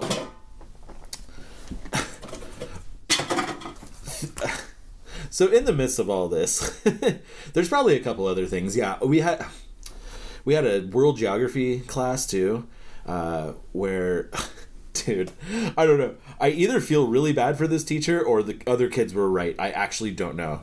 But we did do like, you know, a week for like Africa, like the entire continent, and then a week for like South America, the entire continent, and then we literally did a 3-week course on Russia, And all the kids in the class were like calling her a communist, and they were like, what the fuck? Why are we doing 3-week course on Russia when we're just like gonna skim over the entirety of Africa? And she got really fucking like flustered in class about it like a bunch of times because kids kept calling her a communist like behind her back and to her face. Wow. It was wild, dude. And thinking back on it, she might have been, dude. Like, why were we doing 3 weeks on Russia? I don't know. Fuck. I don't think we got a whole lot of world geography. Yeah. It was like, fuck. But yeah, so I'm not having a great time, needless to say. Here's where this character enters. So I ended up meeting this guy, and I think I met him in 10th grade, but we didn't really like become friends or whatever. I don't actually remember. Some people can maybe fill me in. But in 11th grade, meet this dude named Torch. He goes by the name Torch because he's got fucking bright red hair. Okay. And he is a real wild guy. Like, he's just kind of ADHD as hell, just super hyper, super, you can't keep him sort of calmed down at all. He likes smoking weed. It seems like he's got a pretty rough home life because he does not spend a ton of time there. Or when he does, he like hides in his room and stuff. I don't know a ton about him. I know he liked music. He liked punk rock. I liked punk rock. I was hanging out with another punk kid named Chris who was like super into punk. So I was like kind of getting into that world a bit. Yeah, I had like shaved my head all like weird, so I had just like weird little fucking devil horn spikes and shit, which my mom was not thrilled about. But okay. All right. Yeah, and so I meet this kid Torch. I'll just say his name. His real name's Jared. I don't remember his last name because there's news articles about all this that I can't seem to find. I'll keep trying though. I'll keep trying, foreshadowing. Folks. Yeah. So he decides to start making this underground newspaper called Information Dictation. And so we have a number of prominent figures around the school that we fucking hate. Namely, we have a campus cop named Officer Rice. And I mean, she's literally just a cop on campus. She drives around the parking lot. She walks around the halls. And she's a full-blown cop, man. Gun, fucking everything. Ready to just bust kids for whatever, dude. Fuck that. And definitely there just to bust kids. This is pre-Columbine. She is not there to keep anyone safe. She's just busting kids, doing fucking drugs at the park, and busting kids. Mostly just drugs. She was mostly just a drug cop, actually. There's a lot to unpack there, and I have a lot of issues, so let's just fucking breeze past that. But like, well, fuck campus cops. Fuck campus cops, indeed, man. Oh my god. And again, this is like pre-Columbine in the fucking 90s, man. It's just like this. It felt so weird, man. We were just like, what are we fucking criminals here, dude? Like, we're all just trying to get through a school day, dude. And then every day there's some story of like, oh, Officer Rice fucking. And we'd walk out of fucking school to like head to the gas station for lunch period, and we'd see her have someone pulled over in the fucking lot, and she's just harassing fucking students all day, dude. Here's a person with a gun. Yeah. That is in our school to fuck with our kids. Yeah. That's a great idea. Great fucking idea. Another character we have is this guy named Jim Jurdy, Mr. Jurdy. And his title at this school was Campus Liaison Officer. So he was a cop without a badge. Oh, so he was the campus narc. We called him hired asshole. Or paid asshole. All right. And he was basically just a narc. He had a little walkie. Yep. Directly to Officer Rice. So yeah. He had no authority to do anything. Exactly. He didn't have a gun. He'd find the kids who were smoking and he'd fucking radio her. But he'd bust you smoking, hold you there, call Officer Rice, she'd come over. We had a couple of those too. Yep, and then they'd run you through the whole business. One of them was literally named Mr. Lipscomb. Whoa, Lipscomb. Yeah, dude. The legend of Mr. Jurdy was that he was in Vietnam. I don't know if this is true or not, but the legend was that he was in Vietnam and had PTSD, and that before, like 3 years before I got to high school, a bunch of seniors, as a senior prank, like popped a bunch of balloons behind him to try and trigger his PTSD. Oh my god. And apparently it worked. Apparently he like leapt over a table and like pulled out his walkie like he thought it was a gun. I don't know if this is true at all. I mean, but this was like the rumor going around. That seems a little too on the nose. It does, right? But that was the rumor. Anyway, the dude definitely had a big chip on his shoulder about everything. Like that, you know, he's one of these guys that like never smiled. He was just this gruff fucking dickhead all the time, just there to make kids' lives miserable. Like, I really don't know what he thought he was doing. Like, he wasn't there to be like a community member or like enrich people's lives or whatever. He was just like this fucking power trippy weirdo, dude. Yep. And so he'd fucking cruise around campus, busting kids and radioing in the cops. So we had these two characters running around who everyone fucking hated. And so Torch made this little newsletter, information dictation, and it was just a one page folded in half. But he would badly Photoshop pictures on the front. So like one of the covers is like our campus officer like holding a bong that said like dare on it, you know, and then he'd write these really like outlandish articles, you know, articles in quote, but they're all just like really juvenile satire, you know, where he would accuse Mr. Jerdy of fucking sheep, or he'd accuse you know, he'd be like, but he'd like write it as like investigative reporting, right? In that gravitas style. Yeah, totally. And like, I thought it was fucking hilarious. Dude, I'm like, you get him. I tell you what, your homie made a fucking zine just to fucking take the piss out of the campus cops. Hell to the yes. Well, yeah, dude. That's why, yeah, I was so on board. I was just like, dude, you fucking get him, dude. Like, hell yeah. And so fuck yeah. So he would, and it started as just like real inside joke. Like he printed up 10 or 15 of them and just like handed them out to the kids at the smokers corner during lunch, and we'd all like read them and like get a kick out of it. But then he wanted to like start up distribution, so he was like getting kids, and like me included, he was like, I'll show up on Friday and I'll have like a huge stack of these and I'll divvy them up to you guys. Like we'll do it out off of campus, I'll divvy them up to you guys, and then you just like slip them to people like during class and like throughout your day. And we did, man. And suddenly, like, he's printing hundreds of these things, right? And they're getting around school, obviously, dude. Right. Lots of them. and in fact, and so people knew that I was friends with Torch. And again, we weren't even that close, but people knew that I'd, like, talk to him in the halls and, like, we'd see him around or whatever. And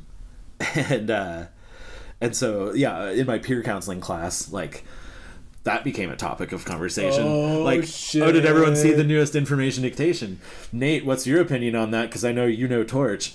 And I'm just like, oh man, you know what? Like, I don't, you know, I think it's cool. I think it's cool that he's fucking sticking it to people, and it's whatever. It's funny. It's juvenile, but it's funny, you know. And he's just like, he's having fun, man. Like, it's really almost at the expense of no one, because again, it started out always so outlandish that it was like, all right, if you're bummed that this kid said you were fucking farm animals, like, sure, dude. But I can also see like how much of a target he had on his back if like, for sure, people in your fucking counseling class are like, we all know who's fucking doing this. Oh yeah, and everyone knew who was doing it. And then some of the distributors started writing articles for him. In fact, I think Joe wrote a couple articles for him. Nice. And everyone had pseudonyms, you know. It was like written by fucking Zaphod, whatever. Sure. But yeah, and so some of the articles, you know, so then the writing style started changing a bit too, because he was getting more people involved, and yeah, it became this whole big ass thing. Things definitely started really ramping up, like, yeah, getting all the other writers and like doing mass distribution and stuff.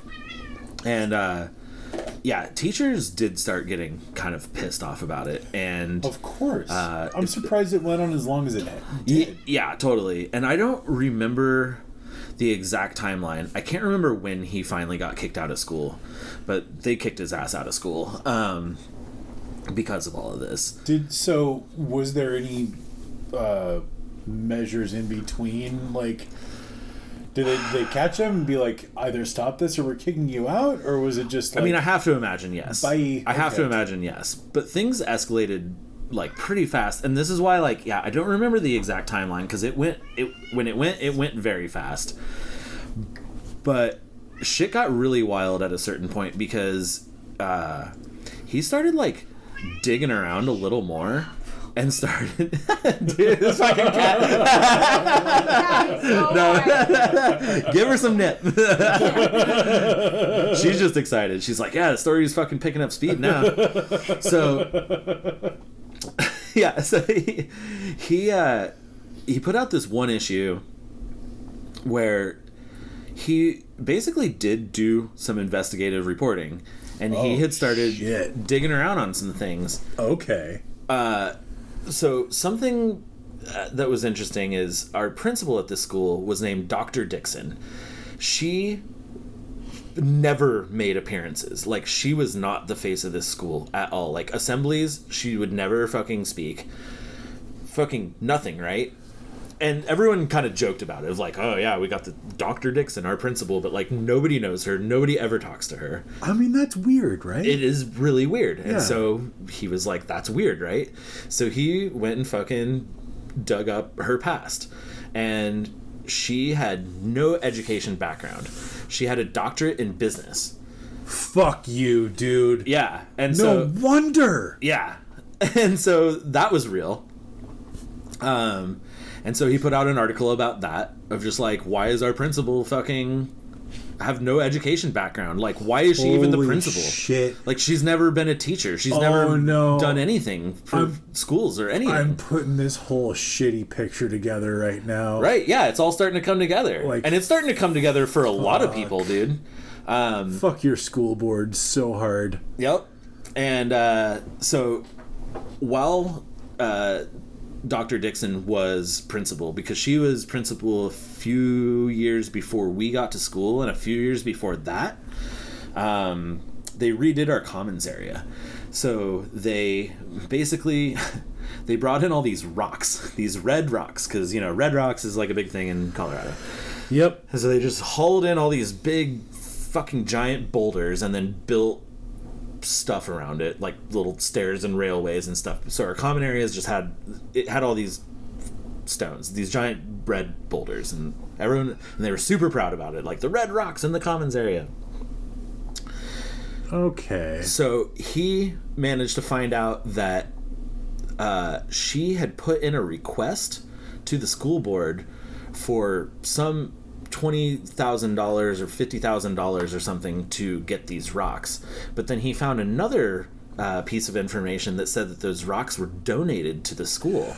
God damn it. Yeah. And so he writes this whole article about that. And he's like, if they were donated, where'd the $50,000 go? And why is our principal, who's a fucking business person, like, even doing any of this? And she put in the request. It's signed by her. And so, like... Oh my God. Yeah. And then, I don't remember how this came out either, but she married Mr. Modelmog, my critical skills teacher. No. Yes. And someone I knew who was a year ahead of me swears up and down, because Mr. Modelmog would do this too. He'd be in the middle. He was kind of an intense guy, like, bulgy veins, like he's kind of this tall, bulgy veined guy, and he would sort of just like stop in the middle of a lecture and just walk out of the classroom for like 5 minutes, and everyone would be like, what the fuck is, where, like, he was in the middle of a fucking thing, dude. And then he'd come back and just like dive right back into it and be all like even bulgier, like, oh no. And someone I knew swore up and down, and again, this is just fucking the tale from him telling me he did this, but he said that one of these days that this teacher did this, he snuck out of the classroom and followed him down the hallway, and from behind saw him like do a line out of his hand. He said that's what it looked like. I fucking knew it. Or at least a bullet or something. Yeah, he said he basically saw him like duck around a corner, put his head down into his palm, and fucking come back up and like come back into class and was fucking ready to go again. So dude's like probably doing fucking lines in the middle of fucking class, because like in the middle of lecture, he's like, oh, I'm feeling it down. Like, gotta go re-up or whatever. Jesus Christ. Whether that's true or not, I don't know. But I passed this information on to Torch. And so then he wrote this article about how basically he took all of this information and spelled out this whole thing that Dr. Dixon was embezzling money from the school, and her and Mr. Modelwog were spending it all on fucking coke. Yeah. And they would have gotten away with it all if it weren't for these meddling fucking kids. Dude, exactly. And so that issue of information dictation comes out, and it's all serious. There's no more of the sheep fucking, no more of the fucking Officer Rice smokes bongs off campus. None of that. It's all like, no, there's a fucking conspiracy going on here, and then here's all the details. Like, they fucking spelled it out. And actually, that's what it was. He had not been kicked out of school yet, but he got fucking expelled like the next day. Of course he did. Then 3 different teachers sued him with libel suits because of this little fucking newsletter. Wow. As if it's like real fucking media, as if it's like a newspaper, dude, and he's like printing fucking that's slander not and libel very far. Like, I mean, it didn't. I'll fast forward like his story.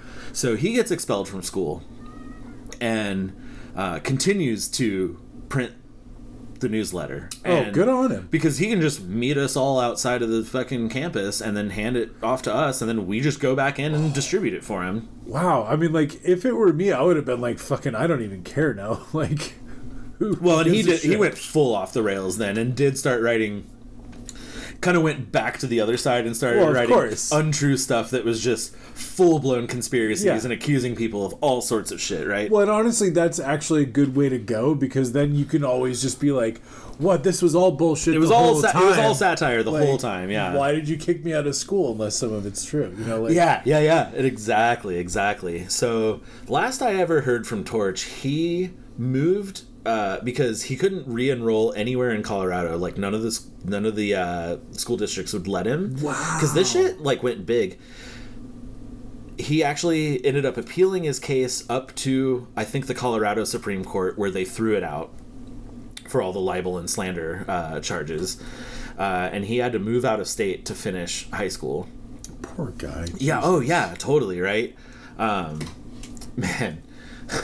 And like, post-Columbine, we were like, fuck, dude, this kid was like...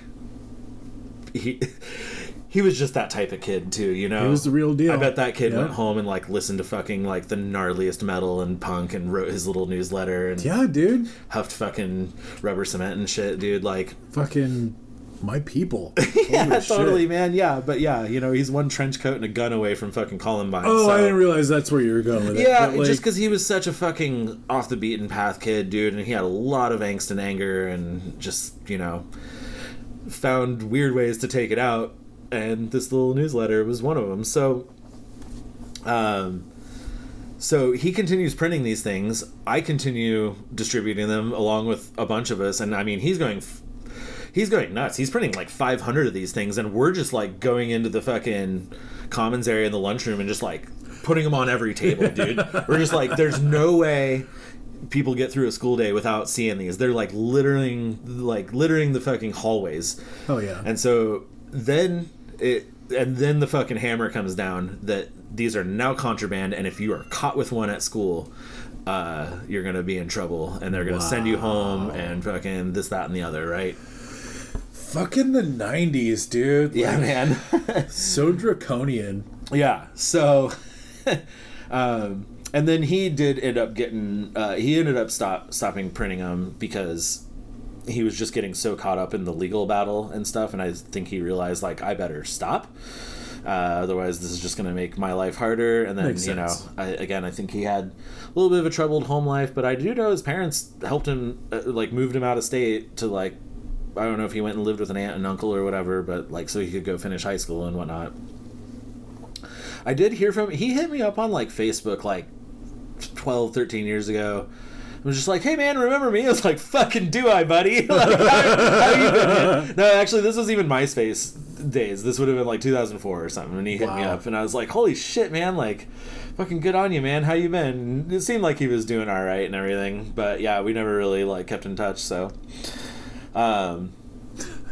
but all the fucking kids who were friends with him, who were the known like distributors of this newsletter, and anyone who was involved with that, oh man, they fucking came down on us super hard because people were fucking mad, dude. Wow. Like, everyone was fucking mad. All the teachers and all the administration, because everyone got a piece eventually, too, except for, like, the handful of cool teachers. Sure. You know? Everyone fucking got some, because whether it was fucking farm animals or, like, full-blown, actually, like, what the fuck is going on conspiracy shit here?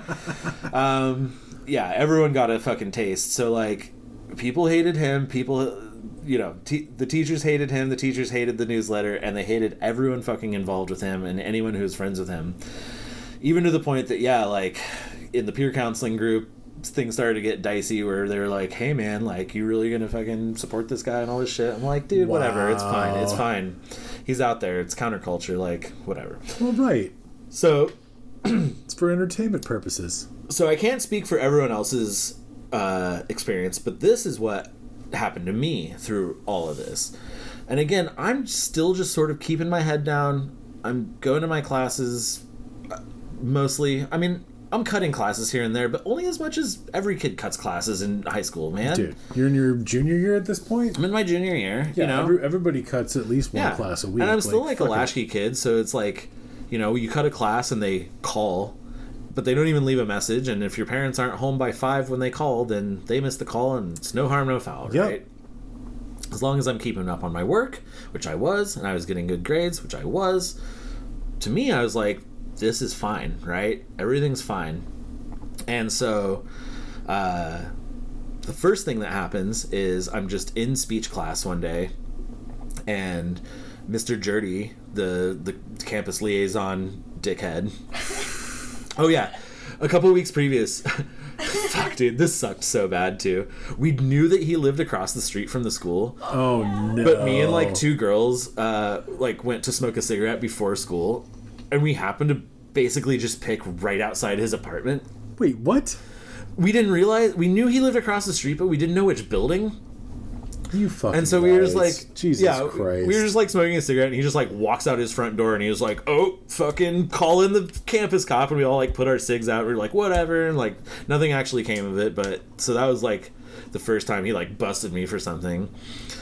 And then, and then we had this park nearby, Rosborough Park, and so then Officer Rice started cruising that park all the time, so we couldn't really hang out there anymore. Yeah, they were just like really cracking down on this specific group of people. So I'm in speech class. Mr. Jerdy pulls me out of class. And wait, that's a thing that he can do? Yeah. Fuck that guy. Yeah, he walks in, it stops class, and he's like, I need him to come with me. No, fuck that. And I'm just like, that's some bullshit. And so I walk out, and I'm like, what's going on? He's like, we'll talk about it when we get to my office. And I'm like, no, dude, come on. Like, what is going on? He's like, well, just come with me. So I fucking go to his office. He sits me down, and he's like, so, I need to know what you were up to in the southeast bathroom prior to lunch. And I'm like, this is what I'm talking about. I'm like, fuck this shit. Yeah. And I'm like, what do you mean? And he's like, well, I know for a fact that you and 3 other gentlemen were in the southeast bathroom up to something. And I was like, what? Up to what? And he's like, well, you better just tell me, because, you know, like, you're going to be in trouble, and, like, everyone else already told me what you guys were up to. So, you know, like, he's just doing, like, this fucking cop interrogation shit. You're like, I'm going to need a fucking lawyer if this is what you're going to be up to, you fucking piece of shit. Yeah, man, I'm starting to get real fucking aggravated, because, yeah, I'm just like, what the fuck, man? You're pulling me out of class right now for this. And, like, and I immediately know it's bullshit, and as I previously said, I didn't use the bathrooms at school, man. Like, as soon as I got my opportunity to leave campus, I fucking did. And I used the bathroom at the pizza shop that we went to, or at the fucking gas station that we hung out at, or I'd sometimes just go piss in the park. But I didn't use high school bathrooms because that's where kids got bullied and beat up, dude. So I was just like, no. Like, I mean, I probably pissed in my high school like 3 fucking times ever. you know? Fuck. Because I knew how to fucking hold it and I knew how to time it. So, like, I just didn't. And so I knew he was full of shit because I hadn't been in a bathroom. Also, I didn't do shit at school. All my fucking shit was done off campus. Right. I knew better than to, like, get into fucking shit at school. Oh, yeah. Including even, like, handing out newspapers and shit, like, or, like, you know, handing out the stacks to, like, set up distribution or whatever. I knew better than to do that, like, on campus. So I'm just like, man, what are you talking about? Like, I wasn't in a bathroom. I don't use the bathrooms here. Like, you are lying to me, and, like, you're pulling me out of class to lie to me and try and, like, get me to confess to something I didn't do. Like, this is insane. You realize how insane this is. Like, you're fucking my education up, right? Yeah, what a fucking psycho. And he's just being like, oh, well, like, you're going to be in so much trouble, and, like, da-da-da. And so, like, and we kind of go back and forth, and I'm getting, like, aggravated as shit with him. And I'm like, no, man, this isn't okay. Like, what you're doing is, like, this is weird. Like, this is, like, you're not on fucking CSI, man. Like, this isn't in... Exactly. This isn't like a fucking Guantanamo Bay interrogation here, dude. Well, and furthermore, he's not a fucking cop with the captain being like, you got a fucking quota that you gotta fill, man. Like, right. You gotta fucking find, like, if you can't fucking get enough crooks, you gotta fucking find them, you know? Yeah. Like, yeah, exactly. And so the conversation ends with, well, you know, it just escalated. It kept going, and I'm like, well, man, I don't know what to tell you. Like, I wasn't there. I don't. You can't even tell me the story of what I was supposedly doing in this bathroom. And he is like, well, here's the thing. You better tell me right now because I have pictures to prove it. And so I stood up and I was like, you have pictures of a high school kid in a bathroom? I was like, I think you have bigger problems than I do. Like, that's fucking insane. And you're a pervert. And I'm going back to class. So unless you're going to, like, call Officer Rice and arrest me, like, I'm leaving your office right now. Dude. And, like, don't ever fucking pull me out of class again. fucking good for you, man. Yeah. But it, like... What a piece of shit. Yeah. And he couldn't do anything. Well, I wonder how many fucking kids' lives he ruined before that fucking bullshit went down. Because there was, like, probably 8 or 9 of us that were, like, satellites around Torch who, like, helped him with his newsletter. So I don't even know what he did to some of these other kids. And, like, what he even got them to admit to that they didn't do. Like, coercion and fucking false confessions and other bullshit, that right? Shit so much. Yeah. So I go back to class. But, I mean, at this point, I'm, like, completely fucking tilted. Like, full-blown life tilted. Because I'm like, great. So, like, I've got the authority of the school just, like, fucking with me. And just, like, up in my shit, trying to make my life hard. And that's all they're trying to do because I'm not actually doing anything. Like, I'm smoking weed during lunch, but I'm not fucking doing anything, man. Exactly. I'm not, like, breaking into cars. I'm not bullying kids. I'm not harassing people. I'm not fucking doing anything. And I'm helping this kid distribute this newsletter because it's funny. Because for the lulz, dude, you know? Yep. Like, so, yeah. So I'm just full-blown tilted at this point. And right around this time was when the whole thing went down with my dad, and I moved out of there. And so I moved into this little apartment with Brett, Sane, as we call it. Fucking A. And it's like about a 20-minute walk from high school. So I'm like, you know, fucking life's rough, but I'm going to keep going to high school. I'm going to live on my own, sell mushrooms after school, and fucking get my ass up every morning and keep going to school. Yeah, but, you know, that was harder to do than I thought. And so I did keep missing some classes here and there. Like you would. But the thing is I didn't miss, like, tons of class. But I had already skipped some classes. But so then I'm in class one day, I think in my shitty photo class, and someone comes and pulls me out of that class. And they're like, we have to have an impromptu meeting. And so I go down and I meet my counselor, right? Because there's counselors assigned to all the kids. I meet my counselor for the first time. God damn it. I didn't even know who my counselor was. But I go and sit down with this fucking guy and my parents. And they're at school. I'm like, what the fuck is this about now? And he basically was like, look, you've been missing a number of classes. And I was like, yep, it'll happen. Life's tough, you know? Like, but I'm still fucking turning in my assignments and I'm getting good grades, and you can even talk to like some of my teachers. They like me. I'm a peer counselor, for fuck's sake. Like, I'm doing a good job. He's like, well, that's all great. You've missed enough classes though that the policy is that if you miss even one more class, we have no choice but to expel you. Yeah, well, and you know, fucking this is the shitty thing about how we do schools in the United States, right, is they get money based on how many butts are in seats. Right. It's fucked. Yep, totally. And that's ultimately why they have an attendance policy. Right. It's not because they're necessarily worried about kids getting an education. It's because they don't get money if the kids don't show up. Right, totally. Right. And as I had already been shown, they were running this fucking institution like a fucking corporation, like a business. Like a prison. Well, yeah, totally, right? Yeah, that fucking analogy was not lost on any of us. You know, it felt a little facetious to be like, it's like prison here, but like, honestly, it fucking was in a way. The architecture, yeah, fucking, there's so many fucking parallels that can be drawn. In fact, the Redmond High School was built by an architect who designs prisons. Wow. And they put the windows really high up because then you couldn't look outside. Get any bright ideas about the fucking life outside. Yeah. Yeah, totally, dude. Fucked up. Yeah, so basically I leave that meeting with just, yeah, if you miss even one more class, excused or unexcused, like, we're just going to expel you and then you'll have to retake this term. I was like, well, fuck. That sucks, because kind of hanging on here, but like, you're basically telling me I'm not, and you're not going to work with me at all. And also, there was no lead up to this. Again, never even met this counselor before. It just all fucking, well, there wasn't any like talk with me of just like, hey dude, you're missing some classes, you're going to need to, you know.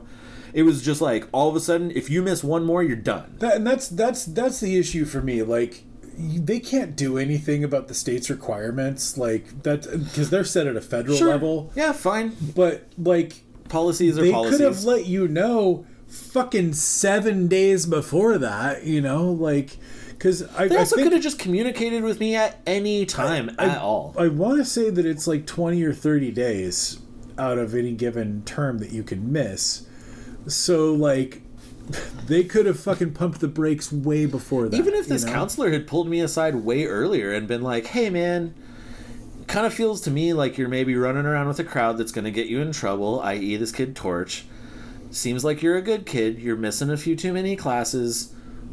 What can we do to like correct things and keep you on course, right? And I may not have, but I may have responded to that and been like, all right, man, like, fair enough. But, like, they didn't even do that at all. Yeah. It was just all of a sudden like, hey, dude, fucking don't fuck up even one more time or, like, you're done. Man. So. Like, huge props to any high school counselor who is actually, like, good at their job. But, like, I literally fucking never knew what it was that my fucking high school guidance counselor did. Like, dude, right? I have no idea what this guy did. He was assigned to me. Never fucking talked to him. Never met him. He didn't do anything for me. Supposedly, I guess I could have made office hours to go talk to him, but like, Jesus, like, I didn't know. No one told me. Fucked if I know. But no one told me like any of the resources that I had available to me at that school. Like, they were just like, here, go. Exactly. Hope you fucking can handle it, you know? Yep. So. Dude, fucking public school in the 90s was fucked. Yeah. Yeah. I mean, and it's probably still fucked because they have even less funding than we did then. So, I don't even know, dude. I don't know, man. Like, we had no funding at all. Like, we had to have private interests fucking rescue our fucking sports systems. Yeah. And, like, yeah. We had to do bake sales just to have a fucking choir and band and. But they still probably do, drama, right? You know. I don't know.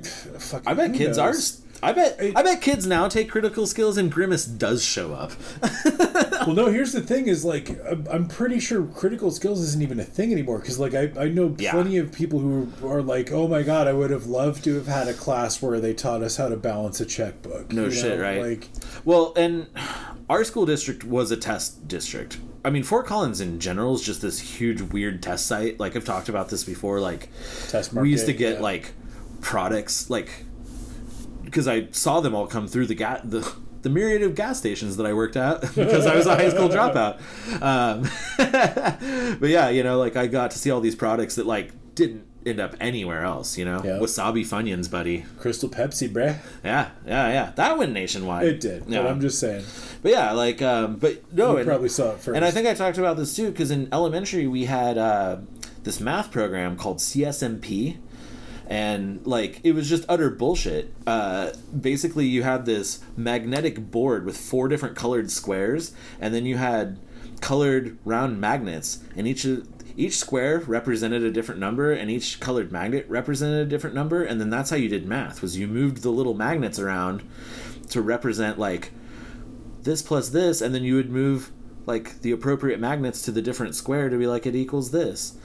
It was bullshit, and that was all I was taught through elementary. And so when I got to junior high, and it was like, oh, now you have to do real algebra and, like, real fucking, like, long division. Like, I still can't do long division to this day because I never, like, learned how to do it correctly. Shitty, dude. It's all subtraction, but yeah, I mean, I kind of get it, but, like, I'm bad at it, you know? Like, yeah, because they, like, taught us this bullshit that wasn't fucking real. Like, it wasn't how it's applied in the real world, because they were like, oh, kids are going to be better with, like, hands-on visual learning with colors.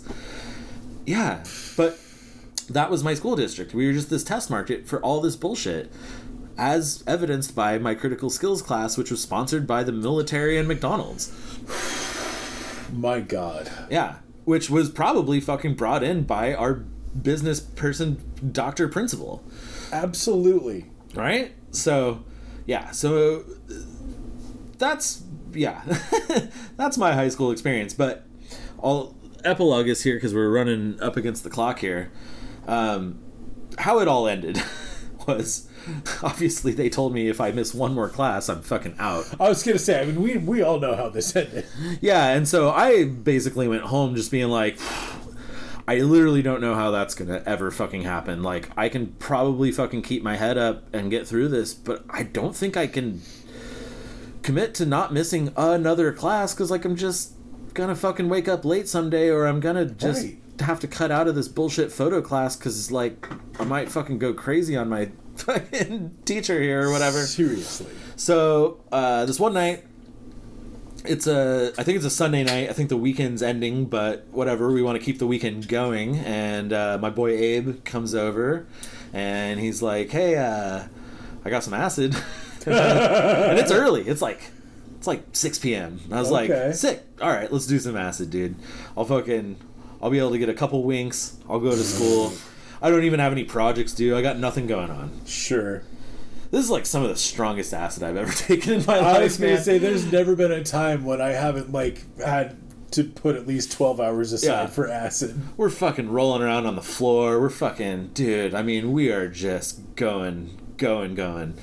And towards the end of I think at one point I realized, like, oh, dude, I still have to go to school tomorrow. Like, what if we just throw on a movie? And I just finished reading Clockwork Orange, so I was like, let's throw on Clockwork Orange. Yeah, that's a great idea. Oh my god, dude. If you weren't a disillusioned soul already, if you already didn't just hate the everything of the world and just completely the prison industrial complex, the fucking education system. All of it. Yeah, like, the fucking problems with the youth in America, just the fucking everything of it all. If you already had opinions on that, watch that movie on acid, dude. You're gonna fucking go places, dude. Yeah, I've watched that movie on acid. That movie felt 10 hours long. Like, it just kept going, and I'm just like, you know, agape the whole time, like, what the fuck am I watching, dude? Like, this is... And I had just read the book, so I even knew the fucking story, but, like, that movie is so trippy, dude. Oh, it's so relentless, too. It's like, oh, this is fucking gorgeous and weird and, like, kind of trippy, and then, oh God, no. Yeah, literally, dude. Yeah, and it's so, like, detached from reality. And so if you're already detached, you're just like, what is this fucking hellscape I'm in right here? Because it just gets so gnarly, and it's, like, so unapologetic. It is. And then, like, there are moments that are, like, really poignant where you're just like, yeah, no shit. This is... Yeah, anyway. Yeah. I mean, you know, fuck you, Stanley Kubrick. But... Yeah. Right around the time that movie ends, I look out the window, the sun's coming up. I'm like, fuck, I gotta go to school. You know, I know it's about a half an hour walk, so I like start gathering my effects in a very slow, trippy manner. And then I walk out the door, and I get about halfway to school, and I realize my backpack has no books in it. I brought some snacks and some juice, and I had one of those little kaleidoscope rods that's just filled with like glitter and corn syrup, and you can just turn that thing around. You're gonna need that. Yeah, and then I like a little like bubble squirt gun thing, like a little gun that just shoots bubbles. And yeah, and I get about halfway to school and just sort of look down, and I'm just like, fucking hell, dude. And I'm like, whatever, man. I'll just go to class. Like, this is the plan, right? Wow, you even doubled down after you realized it was a bad idea. This is great. Yeah. And so I get to the gas station, which is the Diamond Shamrock, the little corner store that we hung out and smoked cigarettes at. And I run into some of the other smokers, and I'm out there, you know, got 20 minutes before I got to actually roll into class. And I'm trying to, like, get the gumption up and fucking sober up just even the tiniest bit to like walk into that school and like telling people my evening, and they're like laughing at me. They're like, what do you have a fucking squirt gun and a fucking little glitter rod, like, you know, like, what are you doing, man? And I'm just laughing. I'm like, I know, dude, but I gotta go. Like, they're gonna kick me out if I don't go. And then fucking all of a sudden Joe pulls up in his car, but his mom's driving, and Joe gets out of the car, and his mom has this mean fucking look on her face, and she just peels off and takes off. And I'm like, the fuck is going on, man? And he was like, I just dropped out of high school, dude. And I'm like, no shit? Like, you just like went in there and just like said you're done? He's like, yeah, I signed the fucking papers, and like, I'm done. Like, I'm fucking, fuck school. And I was like, you know what? Me too. Want to go to my house?